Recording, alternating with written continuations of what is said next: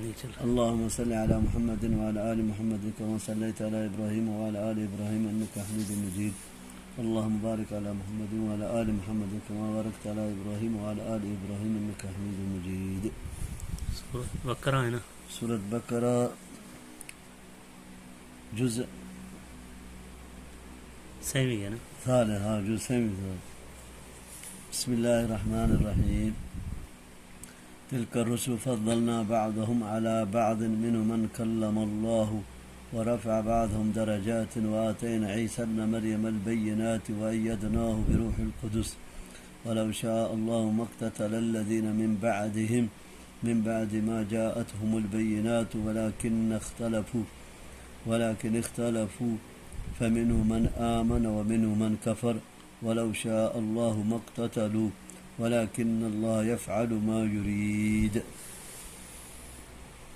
قرآن نے ایک دوسرے مقام پر بھی اس سے بیان کیا ہے وَلَقَدْ فَضَّلْنَا بَعْضَ النَّبِيِّينَ عَلَى بَعْضٍ. بنی اسرائیل ہم نے بعض نبیوں کو بعض پر فضیلت عطا کی ہے، اس لیے اس حقیقت میں تو کوئی شک نہیں. البتہ نبی صلی اللہ علیہ وسلم نے جو فرمایا الا تخبرونی من بین الانبیاء، صحیح البخاری کتاب التفسیر سورۃ الاعراف باب 35، مسلم کتاب فضائل باب من فضائل موسیٰ.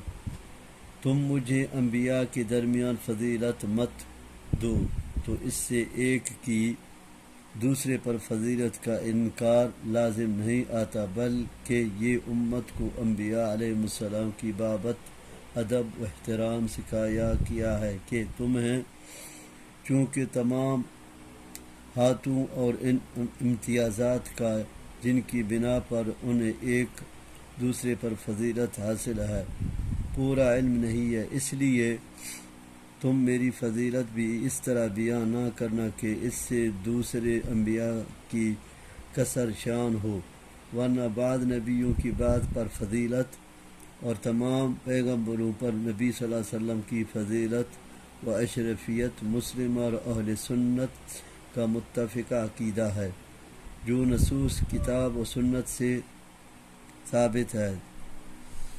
تفسیر کے لیے دیکھیے فتح القدیر پر لشوکانی.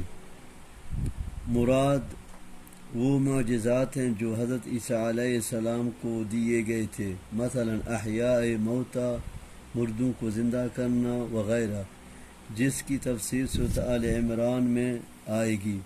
روح القدس سے مراد حضرت جبرائیل علیہ السلام ہیں، جیسا کہ پہلے بھی گزر چکا ہے. اس مضمون کو اللہ تعالیٰ نے قرآن مجید میں کئی جگہ بیان فرمایا ہے. مطلب اس کا یہ نہیں ہے کہ اللہ کے نازل کردہ دین میں اختلافات پسندیدہ ہے، یہ اللہ کو سخت ناپسند ہے. اس کی پسند رضا تو یہ ہے کہ تمام انسان اس کی نازل کردہ شریعت کو اپنا کرنا جہنم سے بچ جائیں. اس لیے اس نے کتابیں اتاریں، انبیاء علیہ السلام کا سلسلہ قائم کیا تاکہ نبی کریم صلی اللہ علیہ وسلم پر رسالت کا خاتمہ فرما دیا. تاہم اس کے بعد بھی خلفاء اور علماء دعویٰ کے ذریعے سے دعوت حق اور امر بالمعروف ونہی عن المنکر کا سلسلہ جاری رکھا گیا اور اس کی سخت اہمیت و تاکید بیان فرمائی گئی. اس لیے تاکہ لوگ اللہ کے پسندیدہ راستے کو اختیار کریں، لیکن چونکہ اس نے ہدایت اور گمراہی دونوں راستوں کی نشاندہی کر کے انسانوں کو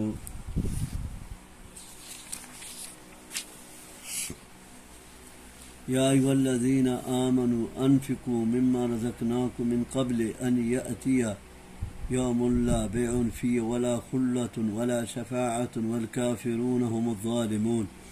اللہ لا الہ الا هو الحی القیوم لا تأخذه سنة ولا نوم له ما في السماوات وما في الأرض من ذا الذي يشفع عنده إلا بإذنه يعلم ما بين أيديهم وما خلفهم ولا يحيطون بشيء من علمه إلا بما شاء وسع كرسيه السماوات والأرض ولا يؤوده حفظهما وهو العلي العظيم.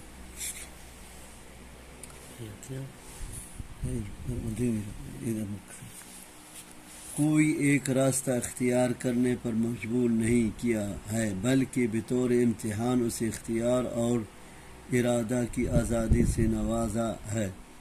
اس لیے کوئی اس اختیار کا صحیح استعمال کر کے مومن بن جاتا ہے، اور کوئی اس اختیار و آزادی کا غلط استعمال کر کے کافر. یہ گویا اس کی حکمت و مشیت ہے جو اس کی رضا سے مختلف چیز ہے. یہودی، نصارى اور کفار و مشرکین اپنے اپنے پیشواؤں یعنی نبیوں، ولیوں، بزرگوں، پیروں، مرشدوں وغیرہ کے بارے میں یہ عقیدہ رکھتے تھے کہ اللہ پر ان کا اتنا اثر ہے کہ وہ اپنی شخصیت کے دباؤ سے اپنے پیروکاروں کے بارے میں جو بات چاہیں اللہ سے منوا سکتے ہیں اور منوا لیتے ہیں. اس کو وہ شفاعت کہتے تھے. یعنی ان کا عقیدہ تقریباً وہی تھا جو آج کل کے جاہلوں کا ہے کہ ہمارے بزرگ اللہ کے پاس اڑ کر بیٹھ جائیں گے اور بخشوا کر کے اٹھیں گے. اس آیت میں بتایا گیا ہے کہ اللہ کے یہاں ایسی کسی شفاعت کا کوئی وجود نہیں. پھر اس کے بعد آیت الکرسی میں اور دوسری متعدد آیات و احادیث میں بتایا گیا کہ اللہ کے یہاں ایک دوسرے قسم کی شفاعت بے شک ہوگی، مگر یہ شفاعت وہی لوگ کر سکیں کہ جنہیں اللہ اجازت دے گا، اور صرف اسی بندے کے بارے میں کر سکیں گے جس کے لیے اللہ اجازت دے گا، اور اللہ صرف اور صرف اہل توحید کے بارے میں اجازت دے گا.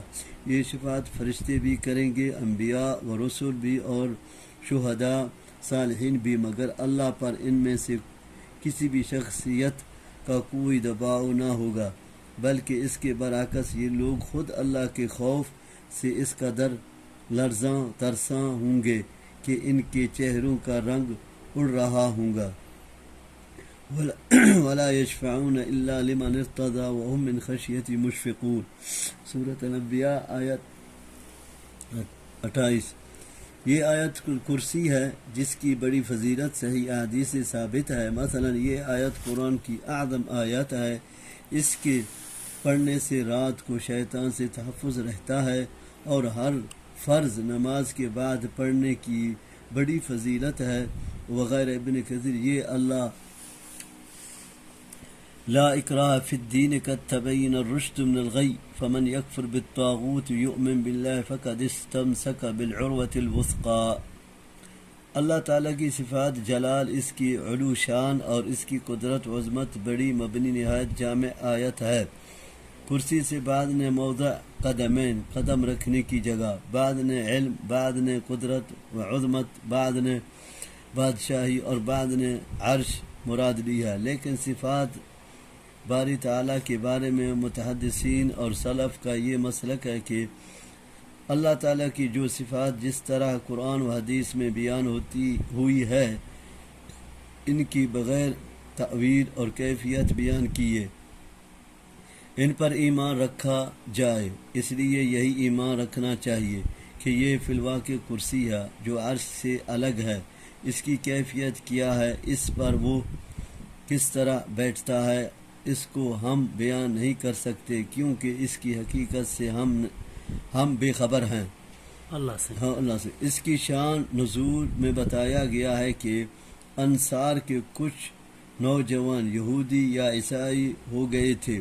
پھر جب یہ انصار مسلمان ہو گئے تو انہوں نے اپنی نوجوان اولاد کو بھی جو یہودیوں یا عیسائیوں بن چکے تھے زبردستی مسلمان بنانا چاہا، جس پر یہ آیت نازل ہوئی. شان نزول کے اس اعتبار سے بعض مفسرین نے اسے اہل کتاب کے لیے خاص مانا ہے، یعنی مسلمان مملکت میں رہنے والے اہل کتاب اگر وہ جزیہ ادا کرتے ہوں تو انہیں قبول اسلام پر مجبور نہیں کیا جائے گا. لیکن یہ آیت حکم کے اعتبار سے عام ہے، یعنی کسی پر بھی قبول اسلام کے لیے جبر نہیں کیا جائے گا، کیونکہ اللہ تعالیٰ نے ہدایت اور گمراہی دونوں کو واضح کر دیا ہے۔ تاہم کفر و شرک کے خاتمے اور باطل کا زور توڑنے کے لیے جہاد ایک الگ اور جبر اکراہ سے مختلف چیز ہے۔ مقصد معاشرے سے اس قوت کا زور اور دباؤ ختم کرنا ہے جو اللہ کے دین پر عمل اور اس کی تبلیغ کی راہ میں روڑا بنی ہوئی ہو، تاکہ ہر شخص اپنی آزاد مرضی سے چاہے تو اپنے کفر پر قائم رہے اور چاہے تو اسلام میں داخل ہو جائے، چونکہ روڑا بننے والی طاقتیں اور راہ کر ابھرتی رہیں گی۔ اس لیے جہاد کا حکم اور اس کی ضرورت بھی قیامت تک رہے گی، جیسا کہ حدیث میں ہے الجہاد ماض الی یوم القیامہ، جہاد قیامت تک جاری رہے گا۔ خود نبی صلی اللہ علیہ وسلم نے کافروں اور مشرکوں سے جہاد کیا ہے اور فرمایا امرت ان اقاتل الناس حتی یشہدوا الحدیث، مجھے حکم دیا گیا کہ میں لوگوں سے اس وقت تک جہاد کروں گا جب تک کہ وہ لا الہ اور محمد رسول اللہ کا اقرار نہ کر لیں۔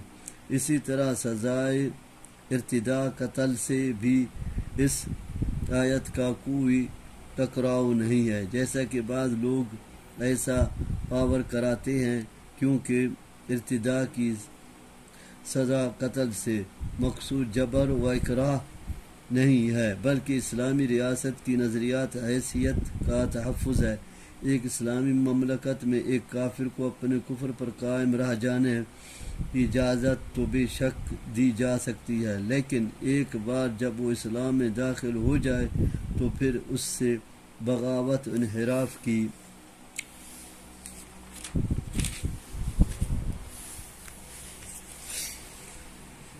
لا انفصام لها والله سميع عليم۔ الله ولي الذين آمنوا يخرجهم من الظلمات إلى النور والذين كفروا أولياؤهم الطاغوت يخرجونهم من النور إلى الظلمات أولئك أصحاب النار هم فيها خالدون۔ ألم تر إلى الذي حاج إبراهيم في ربه أن آتاه الله الملك إذ قال إبراهيم ربي الذي يحيي ويميت قال أنا أحيي وأميت قال إبراهيم فإن الله يأتي بالشمس من المشرق فأت بها من المغرب فبهت الذي كفر والله لا يهدي القوم الظالمين۔ أو كالذي مر على قرية وهي خاوية على عروشها قال أنى يحيي هذه الله بعد موتها فأماته الله 100 عام ثم بعثه قال كم لبثت قال لبثت يوما أو بعد يوم قال بل لبثت 100 عام فانظر إلى طعامك وشرابك لم يتسنه وانظر إلى حمارك ولنجعلك آية للناس وانظر إلى العظام كيف ننشزها ثم نكسوها لحما فلما تبين له قال أعلم أن الله على كل شيء قدير۔ وإذ قال إبراهيم رب أرني كيف تحيي الموتى قال أولم تؤمن قال بلى ولكن ليطمئن قلبي قال فخذ 4 من الطير فسرهن إليك ثم اجعل على كل جبل منهن جزءا۔ اجازت نہیں دی جا سکتی، لہذا وہ خوب سوچ سمجھ کر اسلام لائے، کیونکہ اگر یہ اجازت دے دی جاتی تو نظریات اساس منہدم ہو سکتی تھی، جس سے نظریات انتشار اور فکری انارکی پھیلتی جو اسلامی معاشرے کے امن کو اور ملک کے استحکام کو خطرے میں ڈال سکتی تھی۔ اس لیے جس طرح انسانی حقوق کے نام پر قتل، چوری، زنا، ڈاکہ اور حرابہ وغیرہ جرائم کی اجازت نہیں دی جا سکتی، اسی طرح آزادی رائے کے نام پر ایک اسلامی مملکت میں نظریات بغاوت، ارتداء کی اجازت بھی نہیں دی جا سکتی۔ یہ جبر و اکراہ نہیں ہے بلکہ مرتد کا قتل اسی طرح عین انصاف ہے، جس طرح قتل و غارت گری اور اخلاقی جرائم کا ارتکاب کرنے والوں کو سخت سزائیں دینا عین انصاف ہے، ایک کا مقصد ملک کا نظریہ تحفظ ہے اور دوسرے کا مقصد ملک کا شر و فساد سے بچانا ہے، اور دونوں ہی مقصد ایک مملکت کے لیے ناگزیر ہیں۔ آج اکثر اسلامی ممالک ان دونوں ہی مقاصد کو نظر انداز کر کے جنہوں نے دشواریوں اور پریشانیوں سے دوچار ہیں، محتاج وضاحت نہیں۔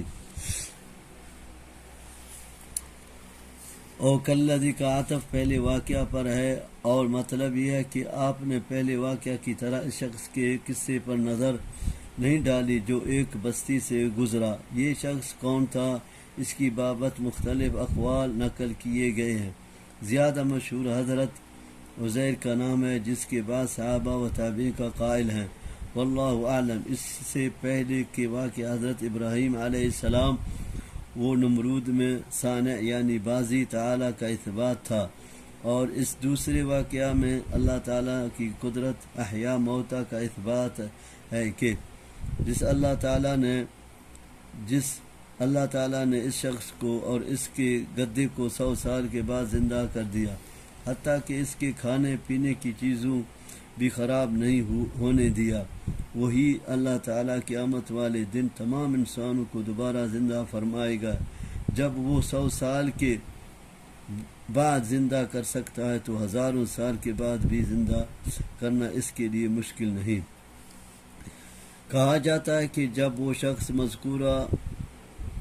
مذکور مرا تھا، اس وقت کچھ دن چڑھا ہوا تھا، اور جب زندہ ہوا تو ابھی شام نہیں ہوئی تھی۔ اس سے اس نے یہ انداز لگایا کہ اگر میں یہاں کل آیا تھا تو ایک دن گزر گیا ہے، اور اگر یہ آج ہی کا واقعہ ہے تو دن کا کچھ حصہ ہی گزرا ہے، جبکہ واقعہ تھا کہ اس کی موت پر 100 سال گزر چکے تھے۔ یعنی یقین تو مجھے پہلے بھی تھا، لیکن اب عینی مشاہدہ کے بعد میری یقین اور علم میں مزید پختگی اور اضافہ ہو گیا ہے۔ یہ احیاء موتا کا دوسرا واقعہ ہے، جو ایک نہایت جلیل القدر پیغمبر حضرت ابراہیم علیہ السلام کی خواہش اور ان کے اطمینان قلب کے لیے دکھایا گیا۔ یہ 4 پرندے کون سے تھے؟ مفسرین نے مختلف نام ذکر کیے ہیں، لیکن ناموں کی چیزیں مختلف ہیں۔ جزءا ثم ادعهن يأتينك سعي واعلم أن الله عزيز حكيم۔ مثل الذين ينفقون أموالا في سبيل الله كمثل حبة أنبتت 7 سنابل في كل سنبلة 100 حبة والله يضاعف لمن يشاء والله واسع عليم۔ الذين ينفقون أموالا في سبيل الله ثم لا يتبعون ما أنفقوا منا ولا أذى لهم أجرهم عند ربهم ولا خوف عليهم ولا هم يحزنون، قول معروف ومغفرة خير من صدقة يتبعها أذى والله غني حليم۔ يا أيها الذين آمنوا لا تبطلوا صدقاتكم بالمن والأذى۔ مثلا مثال ہے مثل الذين مثل ان کا ہر اندر قرآن پاک نام ہے مثال راز ہے مثل مثال ہے۔ تعین کا کوئی فائدہ نہیں، اس لیے اللہ نے بھی ان کے نام ذکر نہیں کیے۔ بس یہ 4 مختلف پرندے تھے۔ فسرہن کے ایک معنی عمل ہن کیے گئے، یعنی ان کو بلا لے، مانوس کر لے، تاکہ زندہ ہونے کے بعد ان کو آسانی سے پہچان لے کہ یہ وہی پرندے ہیں اور کسی قسم کا شک باقی نہ رہے۔ اس معنی کے اعتبار سے پھر اس کے بعد ثم قطعہن، پھر ان کو ٹکڑے ٹکڑے کر لے، معذوب ماننا پڑے گا۔ دوسرے معنی قطعنہن، ٹکڑے ٹکڑے کر لے کیے گئے ہیں۔ اس کے صورت میں کچھ معذوب معنی بغیر معنی واضح ہو جاتا ہے۔ مطلب یہ ہے کہ ٹکڑے ٹکڑے کر کے مختلف پہاڑوں پر ان کے اجزاء باہم ملا کر رکھ دے، پھر تو آواز دے تو وہ زندہ ہو کر تیرے پاس آ جائیں گے۔ چنانچہ ایسا ہی ہوا۔ بعض جدید و قدیم مفسرین نے جو صحابہ و تابعین کے تفسیر اور سلف کہ منہج و مسلک کو اہمیت نہیں دیتے۔ فسر ہن کا ترجمہ صرف حلالے کا کیا ہے، اور ان کے ٹکڑے کرنے اور پہاڑوں پر ان کے اجزاء بکھرنے اور پھر اللہ کی قدرت سے ان کے جڑنے کو وہ تسلیم نہیں کرتے، لیکن یہ تفسیر صحیح نہیں ہے۔ اس سے واقعہ کی ساری اعجاز حیثیت ختم ہو جاتی ہے، اور مردے کو زندہ کر دکھانے کا سوال جو کاتوں قائم رہتا ہے۔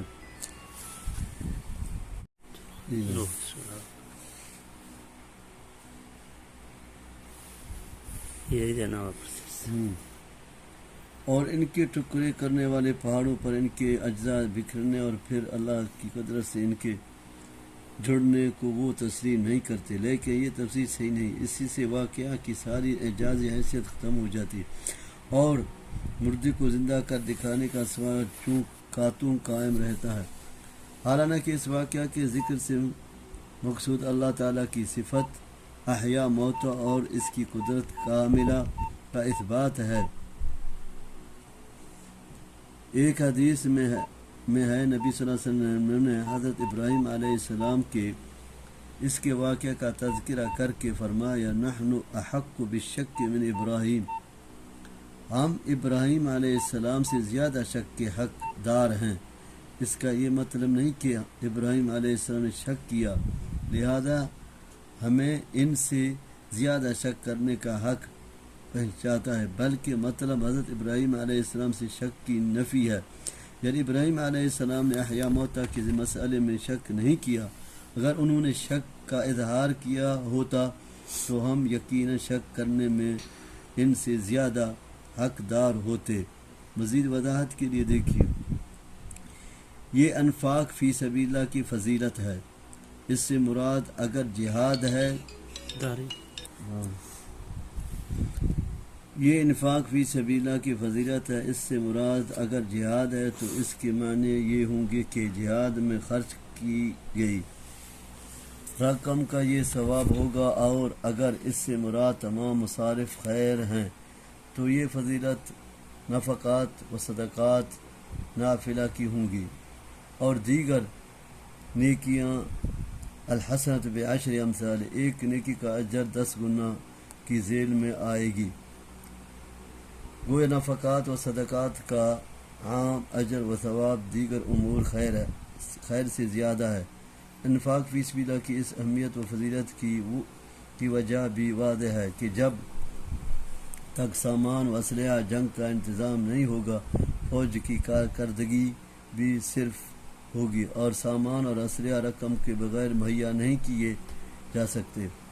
اتفاق فی سبیل اللہ کی مذکورہ فضیلت صرف اس شخص کو حاصل ہوگی جو مال خرچ کر کے احسان نہیں جتلاتا، نہ زبان سے ایسا کلمہ تحقیر ادا کرتا ہے جس سے کسی غریب محتاج کی عزت نفس مجروح ہو اور وہ تکلیف محسوس کرے، کیونکہ یہ اتنا بڑا جرم ہے کہ نبی صلی اللہ علیہ وسلم کا فرمان ہے، قیامت والے دن اللہ تعالیٰ 3 آدمیوں سے کلام نہیں فرمائے گا، ان میں ایک احسان جتلانے والا ہے۔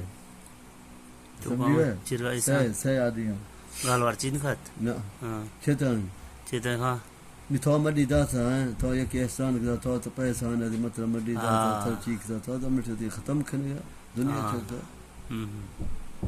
یکیش یک تو مڈی دیا تر تو یہ حرکت کھنے یا بیزتی کھنے یا دلا ٹھیک کھنے ہاں اید سے نا سائل سے نرمی اور شفقت سے بولنا، یا داعیہ کلمات، اللہ تعالیٰ تجھے بھی اور ہمیں بھی اپنے فضل و کرم سے نوازے وغیرہ سے اس کی جواب دینا قول معروف ہے، اور مغفرہ کا مطلب سائل کے فکر اور اس کی حاجت کا لوگوں کے سامنے عدم اظہار اور اس کی پردہ پوشی ہے، اور اگر سائل کے منہ سے کوئی نازیابی نکل جائے تو اس سے چشم پوشی بھی میں شامل ہے، یعنی سائل سے نرمی و شفقت اور چشم پوشی پردہ پوشی اس صدقے سے بہتر ہے جس کے بعد اس کو لوگوں میں ذلیل و رسوا کر کے اس سے تکلیف پہنچائی جائے۔ اس لیے حدیث میں کہا گیا ہے الکلمۃ الطیبہ صدقہ، پاکیزہ کلمہ بھی صدقہ ہے۔ نیز نبی صلی اللہ علیہ وسلم نے فرمایا تم کسی بھی معروف نیکی کو حقیر مت سمجھو، اگرچہ اپنے بھائی سے خندہ و پیشانی سے ملنا ہی ہو۔ لا تحقرن من المعروف شیئا ولو ان تلقى اخاك بوجه طلق۔ ہمیں دھیان دے وقا یا تکلیف نہ کرے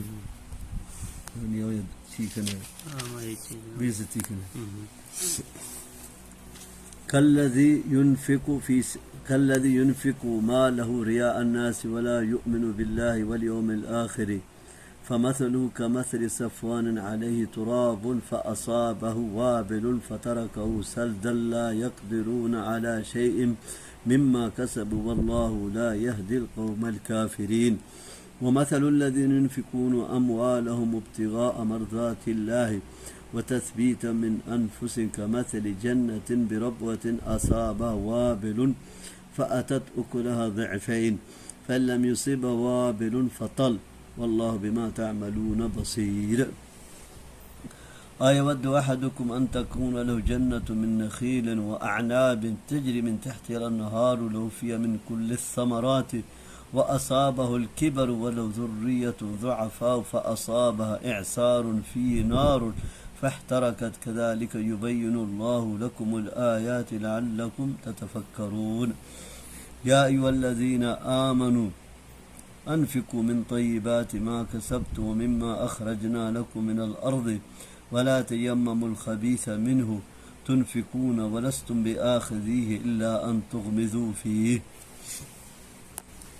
اس میں ایک تو یہ کہا گیا کہ صدقہ و خیرات کر کے احسان جتلانا اور تکلیف دہ باتیں کرنا اہل ایمان کا شیوا نہیں، بلکہ ان لوگوں کا وتیرہ ہے جو منافق ہیں اور ریاکاری کے لیے خرچ کرتے ہیں۔ دوسرے ایسے خرچ کی مثال صاف چٹان کی سی ہے جس پر کچھ مٹی ہو، کوئی شخص پیداوار حاصل کرنے کے لیے اس میں بیج بو دے لیکن بارش کا ایک جھٹکا پڑتے ہی وہ ساری مٹی اور اس سے اتر جائے اور وہ پتھر مٹی سے بالکل صاف ہو جائے، یعنی جس طرح بارش اس پتھر کے لیے نفع بخش ثابت نہیں ہوئی، اسی طرح ریاکاری کو بھی اس کے صدقہ کا کوئی فائدہ نہیں ہوگا۔ یہ ان اہل ایمان کی مثال ہے جو اللہ کی رضا کے لیے خرچ کرتے ہیں، ان کا خرچ کیا ہوا مال اس باغ کی مانند ہے جو پر فضا اور بلند چوٹی پر ہو کہ اگر زوردار بارش ہو تو اپنا پھل دگنا دے، ورنہ ہلکی سی فوار اور شبنم بھی اس کا کافی ہو جاتی ہے۔ اسی طرح ان کے نفقات بھی چاہے کم ہو یا زیادہ عند اللہ کئی گنا اجر ثواب کے باعث ہوں گے۔ جنت اس زمین کو کہتے ہیں جس میں اتنی کثرت سے درخت ہوں جو زمین کو ڈھانک لیں، یا وہ باغ جس کے چاروں طرف پہاڑ ہو اور پہاڑ کی وجہ سے باغ نظروں سے پوشیدہ ہو۔ یہ جن سے ماخوذہ ہے، جن اس کا مخلوق کا نام ہے جو نظر نہیں آتی۔ پیٹ کے بچے کو جنین کہا جاتا ہے کہ وہ بھی نظر نہیں آتا۔ دیوانگی کو جنون سے تعبیر کرتے ہیں کہ اس میں بھی عقل پر پردہ پڑ جاتا ہے، اور جنت کو بھی اس لیے جنت کہتے ہیں کہ وہ نظروں سے مستور ہے۔ ربوہ اونچی زمین کو کہتے ہیں، وابل تیز بارش۔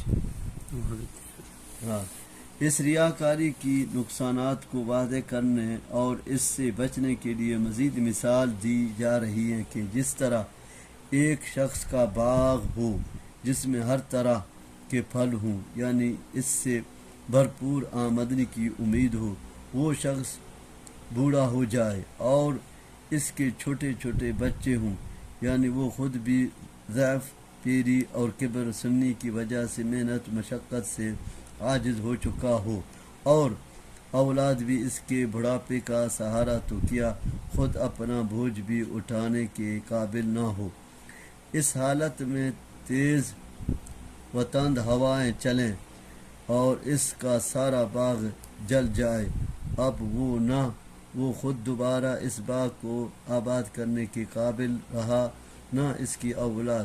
یہی حال اس ریاکار خرچ کرنے والوں کا قیامت کے دن ہوگا کہ نفاق و ریاکاری کی وجہ سے ان کے سارے اعمال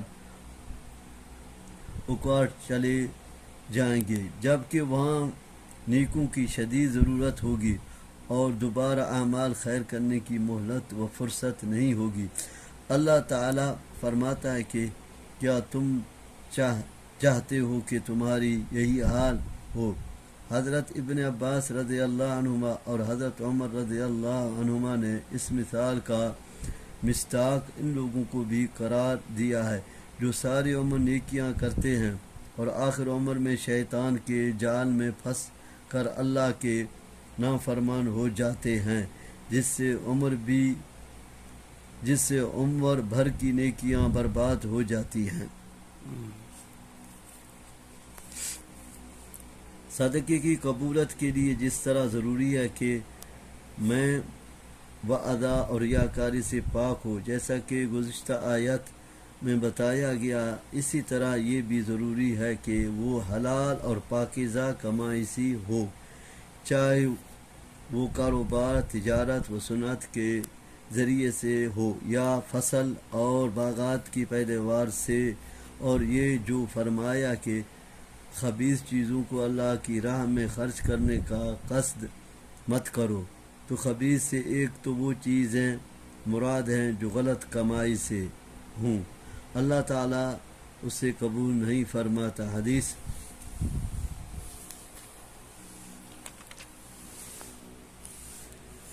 فیہ وَاعْلَمُوا أَنَّ اللَّهَ غَنِيٌّ حَمِيدٌ الشیطان یعدکم الفقر ویأمرکم بالفحشاء واللہ یعدکم مغفرۃ منہ وفضلا واللہ واسع علیم یؤتی الحکمۃ من یشاء ومن یؤت الحکمۃ فقد اوتی خیرا کثیرا وما یذکر الا اولو الالباب وما انفقتم من نفقة او نذرتم من نذر فإن اللہ یعلم وما للظالمین من انصار ان تبدوا الصدقات فنعما هي وإن تخفوها وتؤتوها الفقراء فهو خير لكم ويكفر عنكم من سيئاتكم والله بما تعملون خبير ليس عليك هداهم ولكن الله يهدي من يشاء وما تنفقوا من خير فلأنفسكم وما تنفقون إلا ابتغاء وجه الله وما تنفقون من خير يوفى إليكم وأنتم لا تظلمون۔ میں ہے ان اللہ طیب لا یقبل الا طیبا، اللہ تعالیٰ پاک ہے، پاک حلال چیز ہی قبول فرماتا ہے۔ دوسرے خبیث کی معنی ردی اور نمکی چیز کے ہیں۔ ردی چیزیں بھی اللہ کی راہ میں خرچ نہ کی جائے، جیسا کہ آیت لن تنالوا البر حتی تنفقوا مما تحبون کا بھی مفاد ہے۔ اس کی شان نزول کی روایت میں بتلایا گیا ہے کہ بعض انصار مدینہ خراب اور نمکین کھجوریں بطور صدقہ مسجد میں دے جاتے، جس پر یہ آیت نازل ہوئی بحوالہ ترمذی و ابن ماجہ وغیرہ۔ یعنی جس طرح تم خود ردی چیز لینا پسند نہیں کرتے، اسی طرح اللہ کی راہ میں بھی اچھی چیز ہی خرچ کرو۔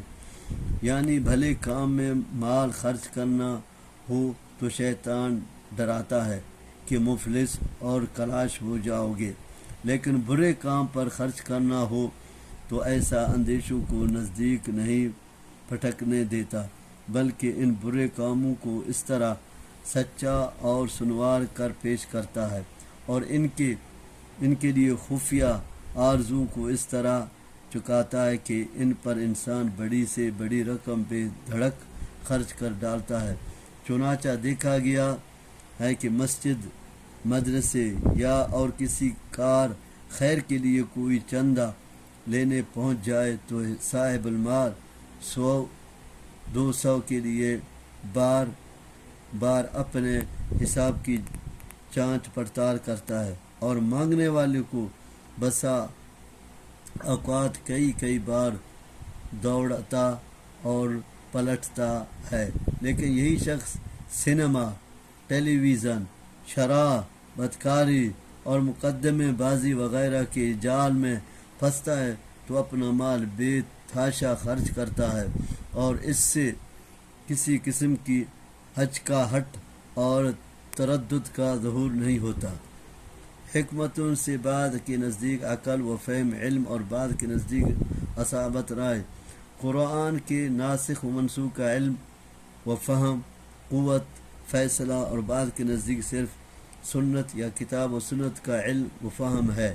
یہ سارے ہی مفہوم اس کے مصداق میں شامل ہو سکتے ہیں۔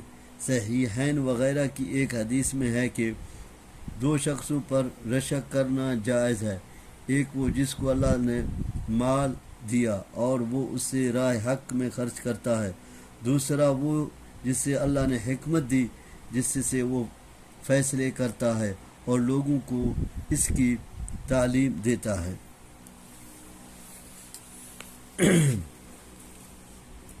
نظر کا مطلب ہے کہ میرا فلاں کام ہو گیا، فلاں ابتلا سے نجات مل گئی تو میں اللہ کی راہ میں اتنا صدقہ کروں گا۔ اس نظر کا پورا کرنا ضروری ہے۔ اگر کسی نے نافرمانی یا ناجائزہ کام کی نظر مانی ہے تو اس کا پورا کرنا ضروری نہیں ہے۔ نظر بھی نماز روزہ کی طرح عبادت ہے، اس لیے اللہ کے سوا کسی اور کے نام کی نظر ماننا اس کی عبادت کرنا جو شرک ہے۔ جیسا کہ آج کل مشہور قبروں پر نظر نیازی کا یہ سلسلہ عام ہے، اللہ تعالیٰ اس شرک سے بچائے۔ اس سے معلوم ہوا کہ عام حالات میں خفیہ طور پر صدقہ کرنا افضل ہے، سوائے کسی ایسی صورت کے کہ یہ علانیہ صدقے دینے میں لوگوں کے لیے ترغیب کا پہلو ہو۔ اگر ریاکاری کا جذبہ شامل نہ ہو تو ایسے موقعوں پر پھل کرنے والے جو خاص فضیلت حاصل کر سکتے ہیں وہ احادیث سے واضح ہے، تاہم اس قسم کی مخصوص صورتوں کے علاوہ دیگر مواقع پر خاموشی سے صدقہ و خیرات کرنا ہی بہتر ہے۔ نبی صلی اللہ علیہ وسلم نے فرمایا ہے کہ جن لوگوں کو قیامت کے دن عرش الہی کا سایہ نصیب ہوگا ان میں ایک وہ شخص بھی ہوگا جس نے اتنے خفیہ طریقے سے صدقہ کیا کہ اس کے بائیں ہاتھ کو بھی یہ پتہ نہیں چلا کہ اس کے دائیں ہاتھ نے کیا خرچ کیا ہے۔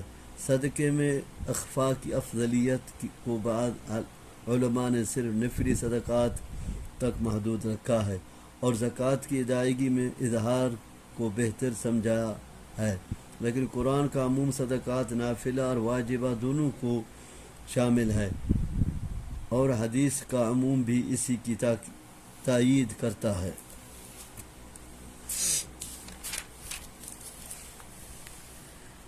للفقراء الذين احصروا في سبيل الله لا يستطيعون ضربا في الأرض يحسبهم الجاهل أغنياء من التعفف تعرفهم بسيماهم لا يسألون الناس إلحافا وما تنفقوا من خير فإن الله به عليم الذين ينفقون أموالهم بالليل والنهار سرا وعلانية فلهم أجرهم عند ربهم ولا خوف عليهم ولا هم يحزنون الذين يأكلون الربا لا يقومون إلا كما يقوم الذي يتخبطه الشيطان من المس۔ تفسیر روایت میں اس کی شان نزول یہ بیان کی گئی ہے کہ مسلمان اپنے مشرک رشتہ داروں کی مدد کرنا جائز نہیں سمجھتے تھے اور وہ چاہتے تھے کہ وہ مسلمان ہو جائے۔ اللہ تعالیٰ نے فرمایا کہ ہدایت کے راستے پر لگا دینا یہ صرف اللہ کے اختیار میں ہے۔ دوسری بات یہ ارشاد فرمائی کہ تم لوجہ اللہ جو بھی خرچ کرو گے اس کا پورا اجر ملے گا، جس سے یہ معلوم ہوا ہے کہ غیر مسلم رشتہ داروں کے ساتھ بھی صلہ رحمی کرنا باعث اجر ہے، تاہم زکوٰۃ صرف مسلمانوں کا حق ہے، یہ کسی غیر مسلم کو نہیں دی جا سکتی۔ اس سے مراد وہ مہاجرین ہیں جو مکہ سے مدینہ آئے اور اللہ کے راستے میں ہر چیز سے کٹ گئے۔ دینی علوم حاصل کرنے والے طلباء اور علماء بھی اس کی ذیل میں آ سکتے ہیں۔ گویا اہل ایمان کی صفت یہ ہے کہ فقر و غربت کے باوجود وہ تعفف، سوال سے بچنا اختیار کرتے اور الحاف چمٹ کر سوال کرنا سے گریز کرتے ہیں۔ بعض نے الحاف کے معنی کیے ہیں بالکل سوال نہ کرنا، کیونکہ ان کی پہلی صفت عفت بیان کی گئی ہے، اور بعض نے کہا کہ وہ سوال میں الحاح وزاری نہیں کرتے اور جس چیز کی انہیں ضرورت نہیں ہے اس سے لوگوں سے طلب نہیں کرتے، اس لیے کہ الحاف یہ ہے کہ ضرورت نہ ہونے کے باوجود بطور پیشہ لوگوں سے مانگیں۔ اس مفہوم کی تائید احادیث سے ہوتی ہے جن میں کہا گیا ہے کہ مسکین وہ نہیں ہے جو ایک دو کھجور یا دو لقمے کے لیے در در پر جا کر سوال کرتا ہے، مسکین تو وہ ہے جو سوال سے بچتا ہے۔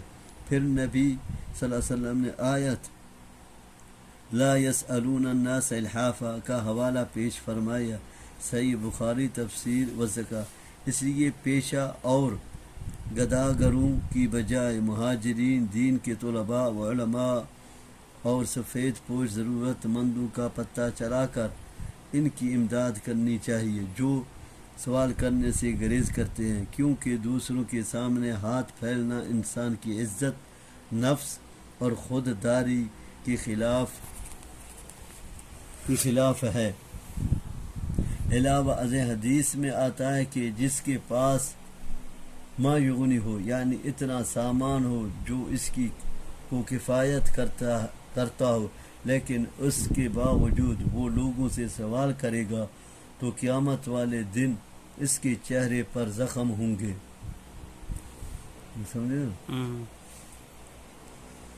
رواہ اہل سنن الاربعہ، ترمذی کتاب الزکاة اور بخاری و مسلم کی روایت میں ہے کہ ہمیشہ لوگوں سے سوال کرنے والے کے لیے چہرے پر قیامت کے دن گوشت نہیں ہوگا۔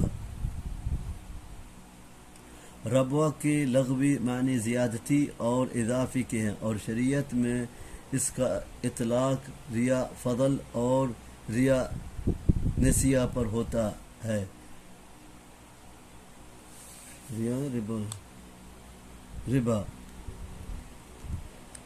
ربوا کے لغوی معنی زیادتی اور اضافی کے ہیں، اور شریعت میں اس کا اطلاق ربا الفضل اور ربا نسیہ پر ہوتا ہے۔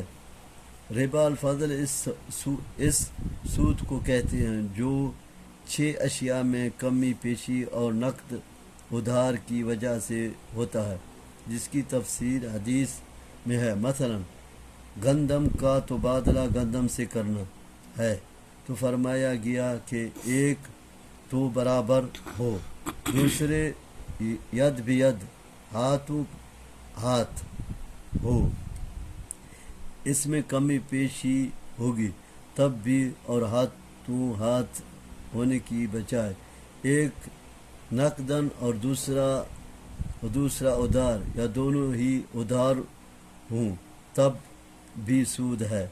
ربا نسیہ کا مطلب ہے کسی کو مثلا 6 مہینے کے لیے اس شرط پر مثلا 6 مہینے کے لیے اس شرط پر 100 روپے دینا کہ واپسی 125 روپے ہوگی۔ 25 روپے 6 مہینے کی ہاں یعنی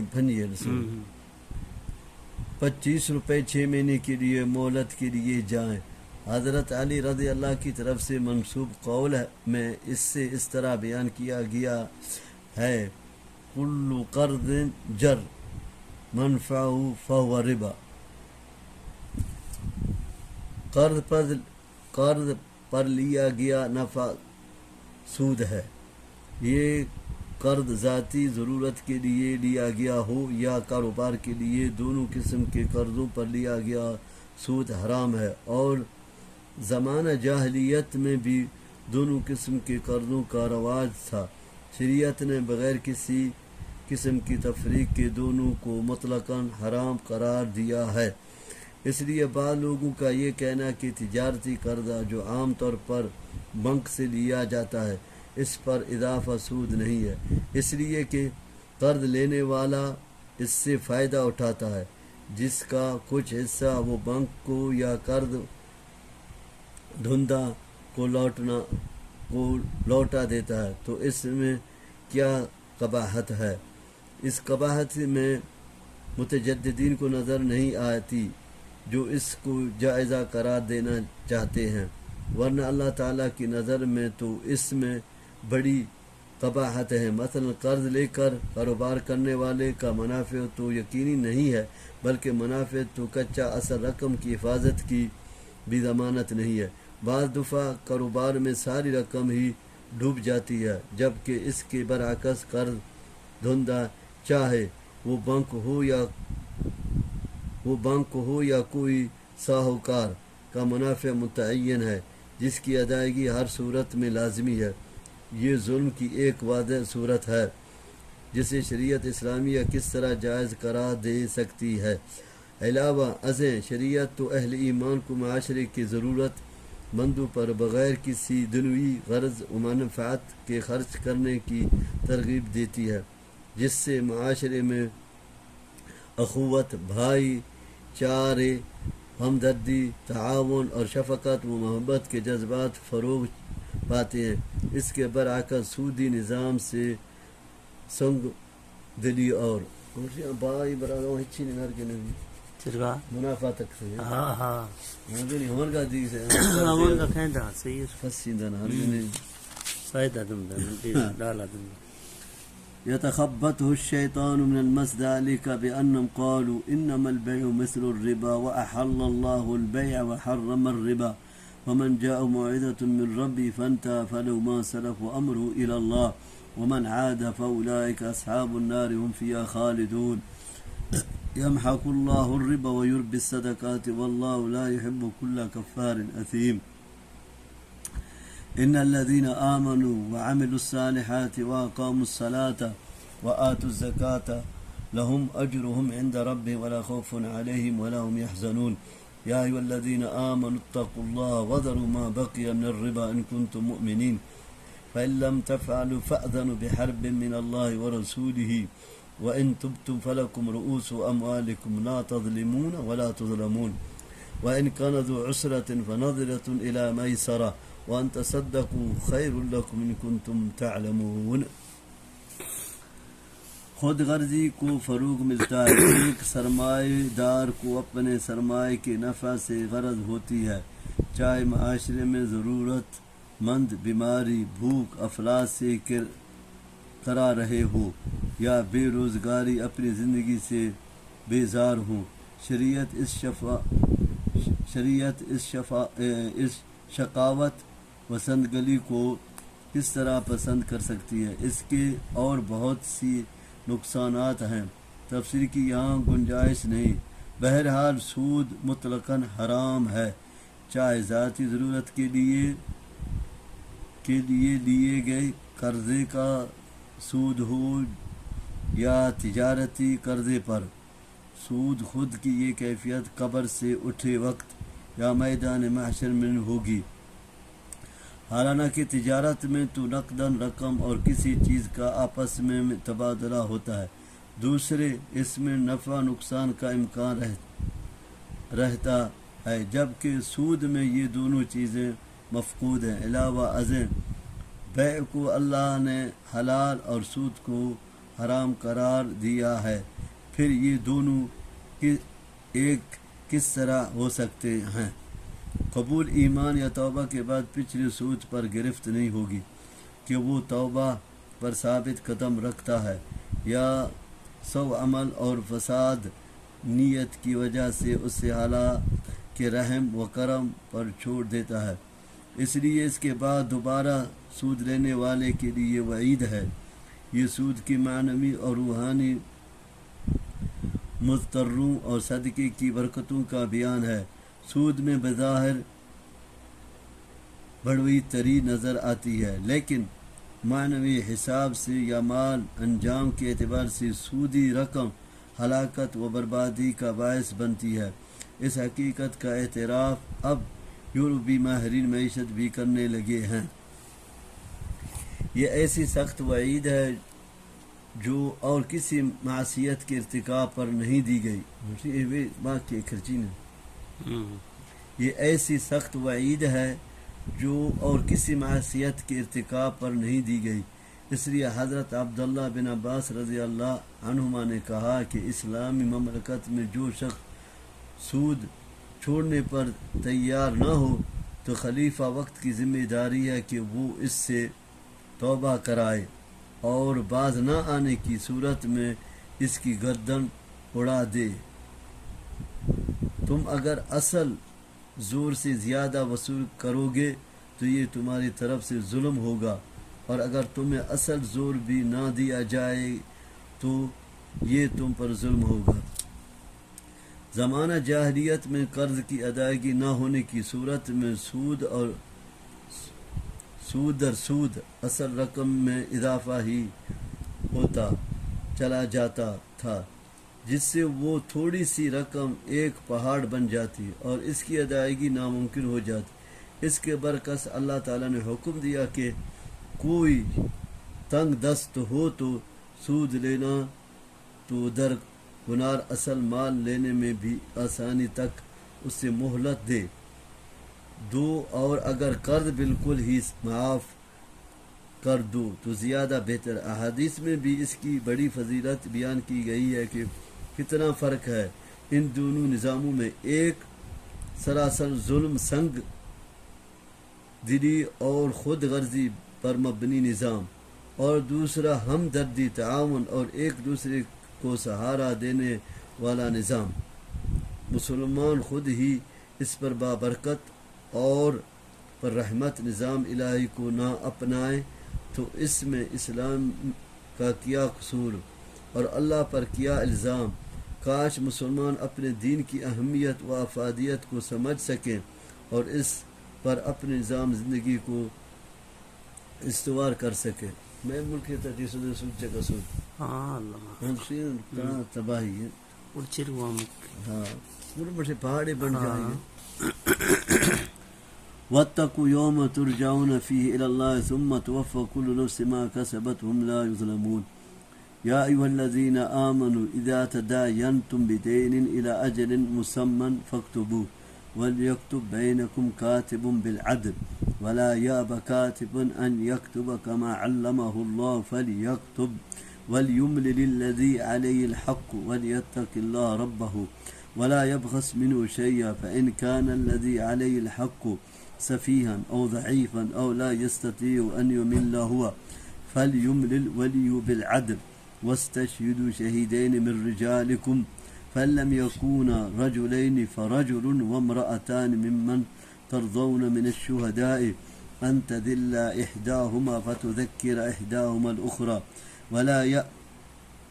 ولا يأبى الشهداء إذا ما دعوا ولا تسأموا أن تكتبوه صغيرا أو كبيرا إلى أجل ذلكم أقسط عند الله وأقوم للشهادة وأدنى ألا ترتابوا إلا أن تكون تجارة حاضرة تديرونها بينكم فليس عليكم جناح ألا تكتبوها وأشهدوا إذا تبايعتم ولا يضار كاتب ولا شهيد وإن تفعلوا فإنه فسوق بكم واتقوا الله ويعلمكم الله والله بكل شيء عليم. بعد آثار میں ہے کہ یہ قرآن کریم کی آخری آیت ہے جو نبی کریم صلی اللہ علیہ وسلم پر نازل ہوئی. اس کے چند دن بعد ہی آپ دنیا سے رحلت فرمائیں گے صلی اللہ علیہ وسلم. جب سودی نظام کی سختی سے ممانعت اور صدقات و خیرات کی تاکید بیان کی گئی تو پھر ایسے معاشرے میں دیون قرضوں کی بہت ضرورت پڑتی ہے، کیونکہ سود تو ویسے ہی حرام ہے اور ہر شخص صدقہ و خیرات کی استطاعت نہیں رکھتا. اسی طرح ہر شخص صدقہ لینا پسند بھی نہیں کرتا. پھر اپنی ضروریات و حاجات پوری کرنے کے لیے قرض ہی باقی رہ جاتا ہے. اس لیے احادیث میں قرض دینے کا بڑا ثواب بیان کیا گیا ہے. تاہم قرض جس طرح ایک ناگزیر ضرورت ہے، اس میں بے احتیاطی یا تساہل جھگڑوں کا باعث بھی ہے.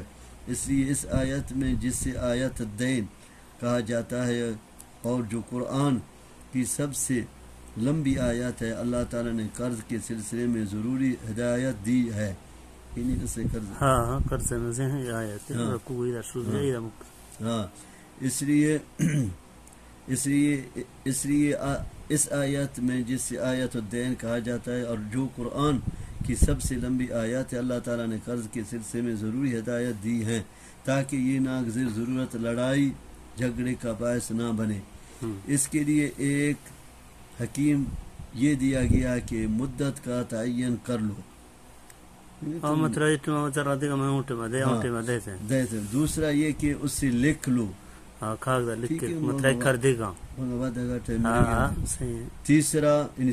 تیسرا یہ کہ اس پر 2 مسلمان مرد کو یا ایک مرد اور 2 عورتوں کو گواہ بنا لو. یہ مڑے بھی 2000 یا 2 مڑ.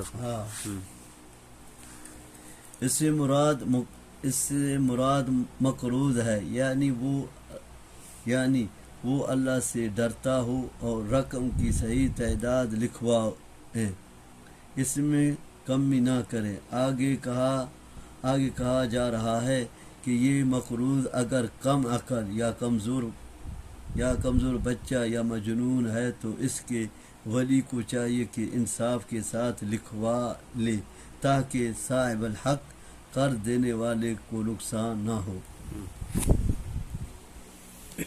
یعنی جن کی دین داری اور عدالت پر تم مطمئن ہو. علاوہ ازیں قرآن کریم کی اس نص سے معلوم ہوا کہ 2 عورتوں کی گواہی ایک مرد کے برابر ہے. نیز مرد کے بغیر صرف اکیلی عورت کی گواہی بھی جائز نہیں، سوائے ان معاملات کے جن پر عورت کے علاوہ کوئی اور مطلع نہیں ہو سکتا. اس امر میں اختلاف ہے کہ مدعی کی ایک قسم کے ساتھ 2 عورتوں کی گواہی پر فیصلہ کرنا جائز ہے یا نہیں، جس طرح ایک مرد گواہ کے ساتھ فیصلہ کرنا جائز ہے جبکہ دوسرے گواہ کی جگہ مدعی قسم کھا لے. فقہا احناف کے نزدیک ایسا کرنا جائز نہیں، جبکہ محدثین اس کے قائل ہیں کیونکہ حدیث سے ایک گواہ اور قسم کے ساتھ فیصلہ کرنا ثابت ہے. یعنی یہ گواہ قسم مزید اور 2 عورتیں جب ایک مرد گواہ کے برابر ہیں تو 2 عورتوں اور قسم کے ساتھ فیصلہ کرنا بھی جائز ہوگا. 2000 جائز. یہ ایک مرد کے مقابلے میں 2 عورتوں کو مقرن کی علت و حکمت ہے، یعنی عورت عقل اور ریاداشت میں مرد سے کمزور ہے، جیسا کہ صحیح مسلم کی حدیث میں بھی عورت کو ناقص العقل کہا گیا ہے. اس میں عورت کے استحقاق اور فروتری کا اظہار نہیں ہے جیسا کہ بعض لوگ پاور کراتے ہیں، بلکہ ایک فطری کمزوری کا بیان ہے جو اللہ تعالیٰ کی حکمت و مشیت پر مبنی ہے.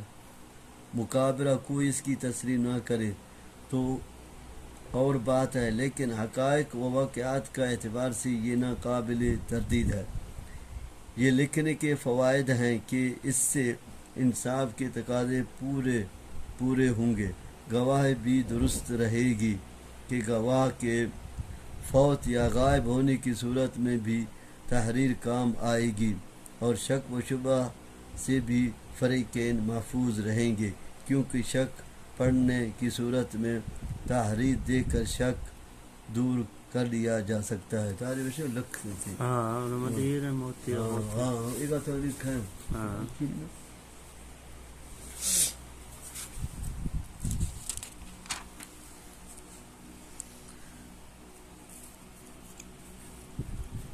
وَإِن كُنتُمْ عَلَى سَفَرٍ وَلَمْ تَجِدُوا كَاتِبًا فَرِهَانٌ مَقْبُوضَةٌ فَإِنْ أَمِنَ بَعْضُكُمْ بَعْضًا فَلْيُؤَدِّ الَّذِي اؤْتُمِنَ أَمَانَتَهُ وَلْيَتَّقِ اللَّهَ رَبَّهُ وَلَا تَكْتُمُوا الشَّهَادَةَ وَمَنْ يَكْتُمْهَا فَإِنَّهُ آثِمٌ قَلْبُهُ وَاللَّهُ بِمَا تَعْمَلُونَ عَلِيمٌ.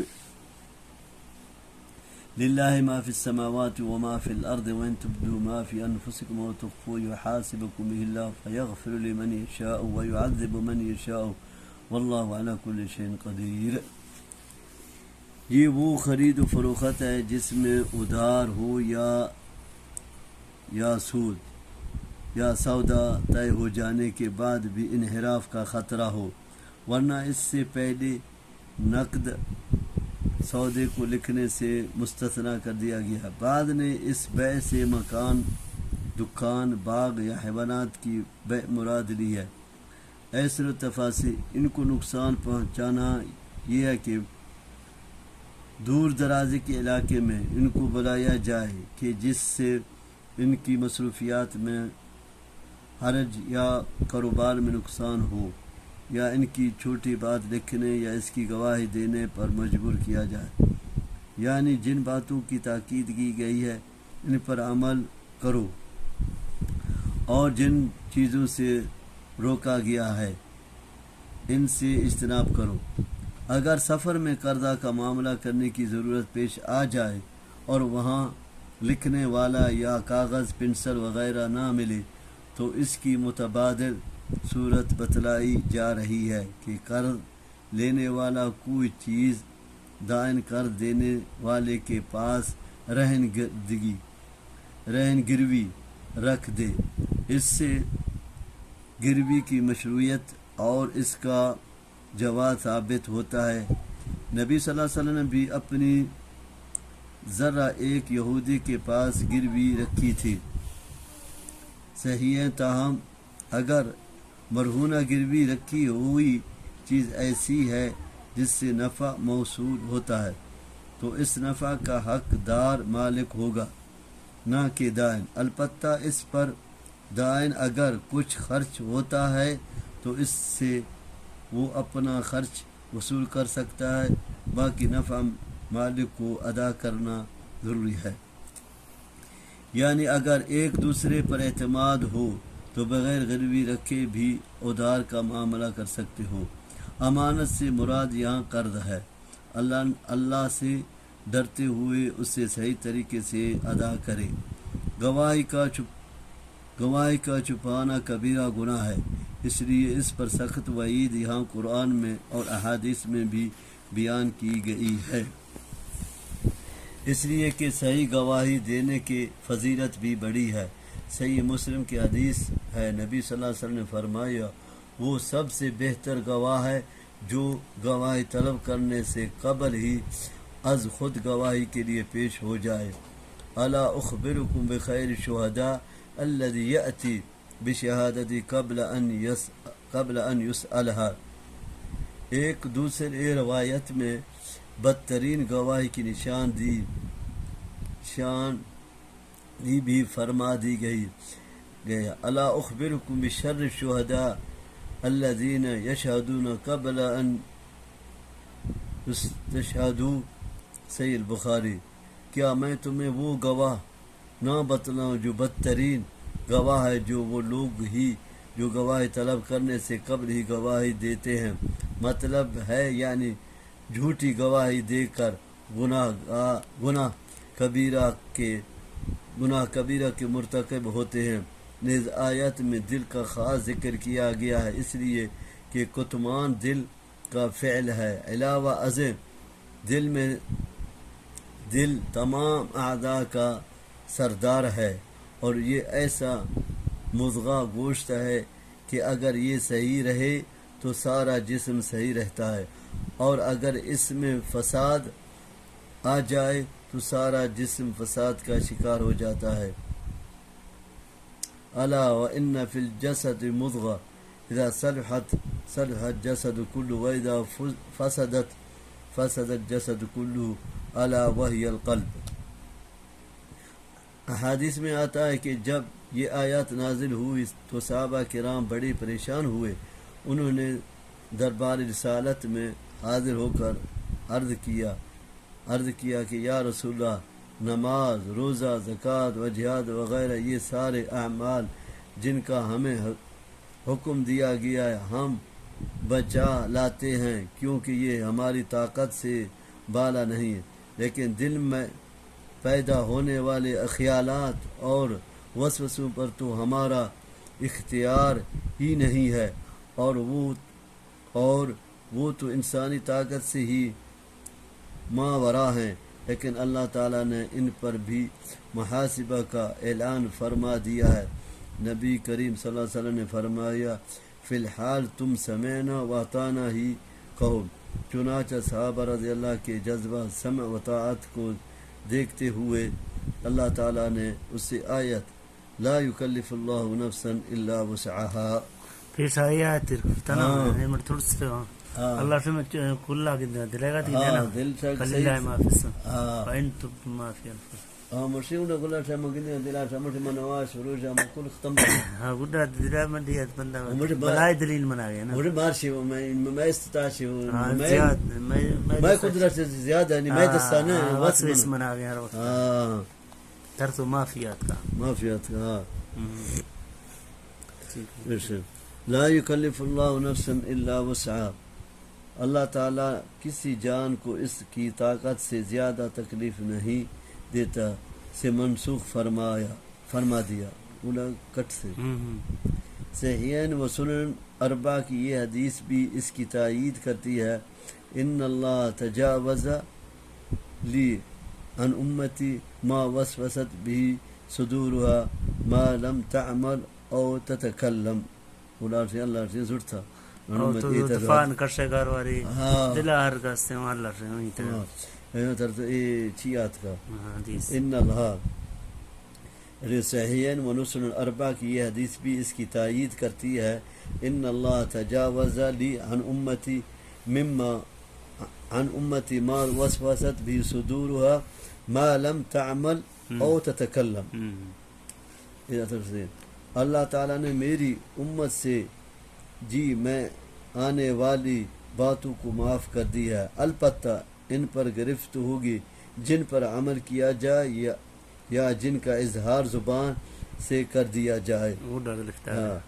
اس سے معلوم ہوا کہ دل میں گزرنے والے خیالات پر محاسبہ نہیں ہوگا، صرف ان پر محاسبہ ہوگا جو پختہ عزم و ارادہ میں ڈھل جائیں یا عمل کا طالب اختیار کر لیں۔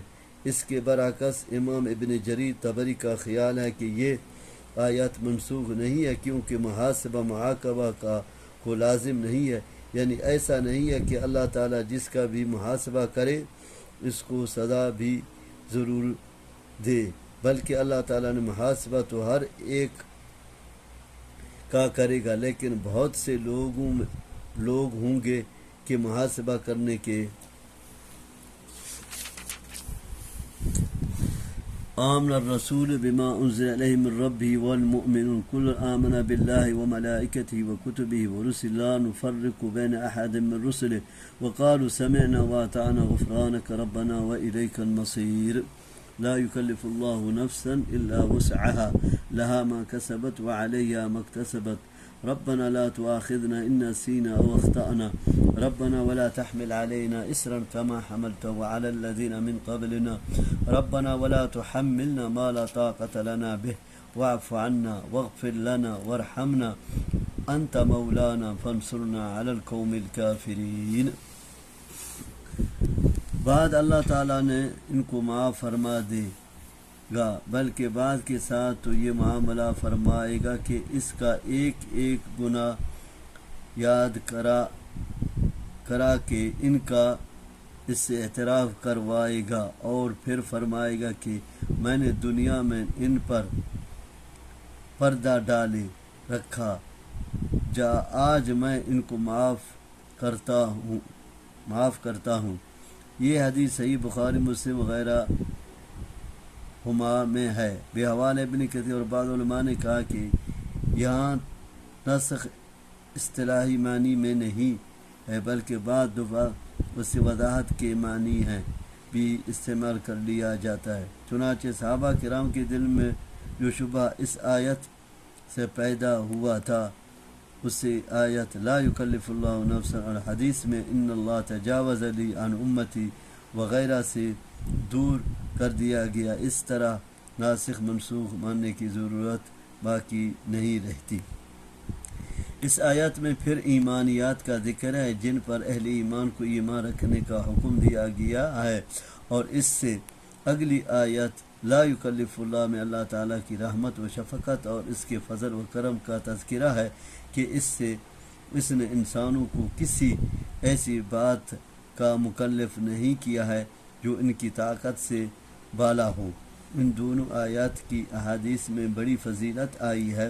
نبی صلی اللہ علیہ وسلم نے فرمایا جو شخص سورہ بقرہ کی آخری 2 آیات رات کو پڑھ لیتا ہے تو اس کو کافی ہو جاتی ہے۔ صحیح البخاری ابن کثیر، یعنی اس عمل کی بدولت اللہ تعالیٰ اس کی حفاظت فرماتا ہے۔ دوسری حدیث میں ہے نبی صلی اللہ علیہ وسلم کو معراج کی رات جو 3 چیزیں ملی، ان میں سے ایک سورۃ بقرہ کی یہ آخری 2 آیت بھی ہیں۔ صحیح مسلم باب فی ذکر سدرۃ المنتہی، کئی روایت میں یہ بھی وارد ہے کہ اس سورت کی آخری آیت آپ صلی اللہ علیہ وسلم کو ایک خزانے سے عطا کی گئے جو عرش الہی کے نیچے ہے، اور یہ آیت آپ کی سوا کسی اور نبی کو نہیں دی گئی۔ اچھا، حضرت معاذ رضی اللہ اس سورت کے خاتمے پر آمین کہا کرتے تھے۔ آمین کہی، ہاں تھوڑا سے مقصد۔ اچھا یہ بڑی بات نہیں بولے دے چندہ یہ صورت مدنی ہے، اسی وجہ سے یہ صورت مدنی ہے۔ اس کی تمام آیات مختلف اوقات ہجرت کے بعد اتری ہیں، اور اس کا ابتدائی حصہ یعنی 83 آیت تک عیسائیوں کے وفد نجران کے بارے میں نازل ہوا ہے، جو 9 ہجری میں نبی صلی اللہ علیہ وسلم کی خدمت میں حاضر ہوا تھا۔ عیسائیوں نے آ کر نبی صلی اللہ علیہ وسلم سے اپنے عیسائی عقائد اور اسلام کے بارے میں مذکورہ مباحثہ کی۔